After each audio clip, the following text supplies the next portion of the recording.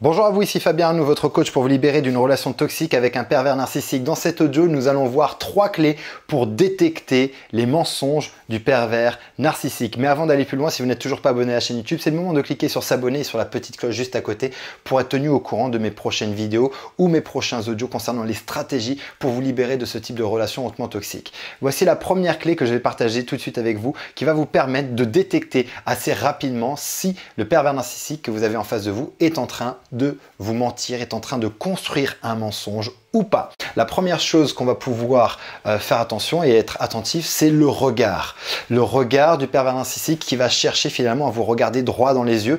Et on pourrait croire que lorsqu'une personne nous regarde droit dans les yeux, c'est que certainement elle est très honnête. Et bien en fait non, c'est tout l'inverse. C'est souvent l'inverse parce que la personne va chercher, en vous fixant droit dans les yeux, à capter votre regard, avoir une influence par le regard et surtout à vérifier si lorsqu'il est en train de dire sa connerie, la véracité de ce que vous êtes en train de ce qu'il est en train de dire et de voir l'impact que ça a sur vous. Est-ce que vous êtes en train de le remettre en question par les expressions de votre visage, par une expression particulière, par un haussement de sourcil? Bref, il va chercher à capter chez vous des signaux qui pourraient faire croire ou non que vous êtes en train de gober son mensonge ou non.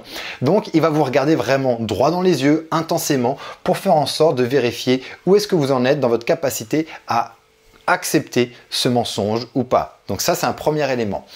Un deuxième élément, c'est que souvent, lorsqu'on va raconter et inventer une histoire, nos yeux vont s'orienter plutôt en haut à gauche. Pourquoi? Parce que ça va activer en fait une zone de notre cerveau qui va nous permettre de construire des images. Donc quand la personne est en face de vous, si la personne regarde en haut à gauche, et bien tout simplement c'est qu'elle est en train de chercher, de faire une image qu'elle est en train de construire, donc d'imaginer quelque chose. Et ça va vous aider aussi à avoir une information pour se dire, là la personne elle est certainement en train de raconter un bobard parce qu'elle est en train d'essayer de créer, d'imaginer une scène dans son esprit, et le fait de lever les yeux en haut à gauche l'aide justement à aller chercher dans cette zone du cerveau qui permet cette fonction-là. Tout comme d'ailleurs le regard à l'horizontale à gauche, c'est-à-dire qu'elle va regarder vers la gauche mais à l'horizontale, sur un axe horizontal. C'est aussi, là on est dans de l'auditif construit, c'est-à-dire qu'elle est en train d'imaginer, de créer une bande sonore, peut-être des choses qu'elle pouvait dire ou qu'elle a entendues.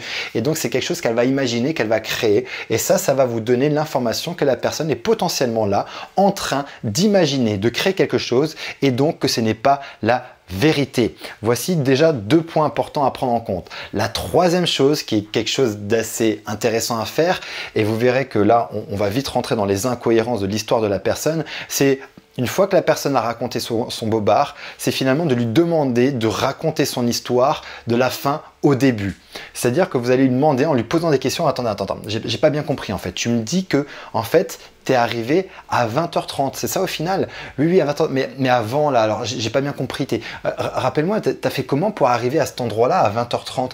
Et en fait, vous allez poser des questions pour forcer la personne à revenir en arrière sur son histoire et finalement en partant de la fin au début. Et vous verrez que lorsque vous racontez un mensonge à quelqu'un, étant donné que cette histoire n'est pas réelle et qu'elle est construite, il y a souvent des petits bouts de vérité, mais que souvent c'est quelque chose que lorsque c'est un mensonge, il y a des bouts de vérité, mais le reste est complètement inventé. La personne aura vraiment beaucoup de mal à recréer son histoire à l'envers.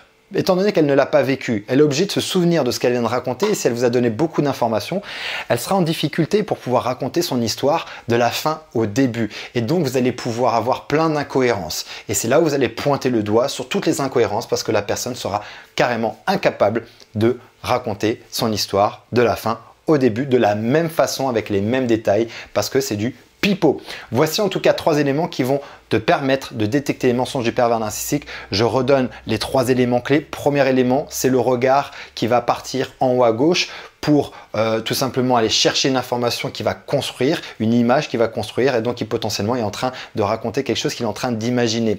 Le regard droit dans les yeux également qui va en fait pour lui permettre de vérifier à quel point tu es en train de croire à ce qu'il raconte. Donc un regard assez intense, il va pas te lâcher du regard pour savoir où est-ce que tu en es dans ta capacité à absorber son histoire complètement farfelue et complètement folle. Et la troisième chose qu'on a vue, c'est cette possibilité, ce qui me paraît moi d'ailleurs peut-être la stratégie la plus la plus pertinente, la plus juste et la plus sûre, c'est de demander à la personne de raconter son histoire de la fin au début en posant des questions subtilement, bien évidemment, pour éviter de remettre en cause son histoire. C'est juste dire voilà, j'ai pas bien compris certains trucs et bababam, de demander de dérouler finalement la pelote, mais de la fin au début. Et vous verrez que là, il y a énormément d'incohérences et vous serez en mesure à ce moment-là, avec ces trois éléments qui convergent ensemble, de détecter que là, vous êtes face à une personne qui vous raconte un mensonge.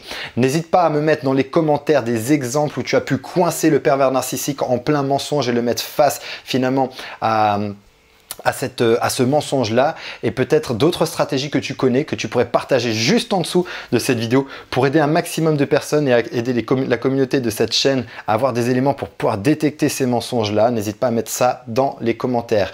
Et si aujourd'hui tu as besoin d'aller plus loin, j'ai alloué ces prochains jours quelques créneaux pour te permettre d'avoir une session de diagnostic au téléphone où on fera le point ensemble sur ta situation et je t'expliquerai le moyen le plus rapide et le plus efficace pour te libérer de ce type de relation hautement toxique. Tu retrouveras le lien juste en dessous de cette vidéo, il te suffit de cliquer dessus, tu seras redirigé vers mon agenda, tu prends rendez-vous et je t'appelle. D'ici ma prochaine vidéo et mon prochain audio, souviens-toi et rappelle-toi, tu mérites d'être aimé et tu mérites d'être heureuse. À très bientôt.